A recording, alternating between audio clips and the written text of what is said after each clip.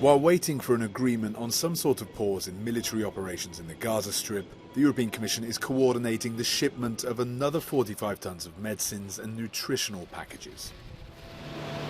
The cargo transported by an Egyptian plane Tuesday goes from Belgium's Ostende airport to Al Arish in Egypt near the Rafah border crossing point into Gaza.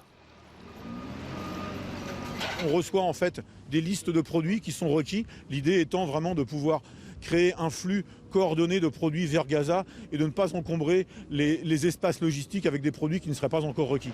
Although the quantities are only a small fraction of what's needed for the 2.2 million people under siege, food, water and medicine are still allowed into Gaza.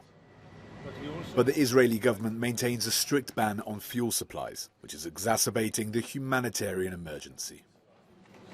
Fuel is needed in order to power generators, to run hospitals, to operate the water pumps and desalination plants, to run bakeries, and not least to enable humanitarian workers to move around and provide the supplies to people who need it. So this is the picture.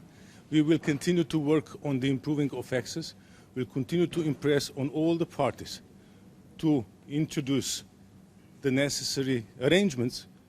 You call it humanitarian windows, pauses or ceasefires. On Monday, the UN Security Council once again failed to agree on a resolution suspending military operations, with the US calling for humanitarian pauses and many others demanding a humanitarian ceasefire.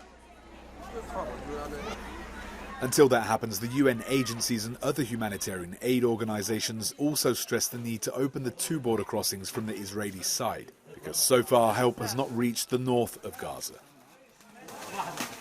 They need access to humanitarian assistance as much as in the south. And with a blockade on fuel, this is a major challenge of whether or not the trucks can move from the south to the north.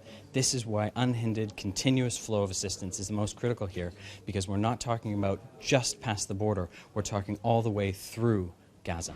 The flight from Ostende and another that left today from Dubai brings the number of EU humanitarian air bridge flights to 8.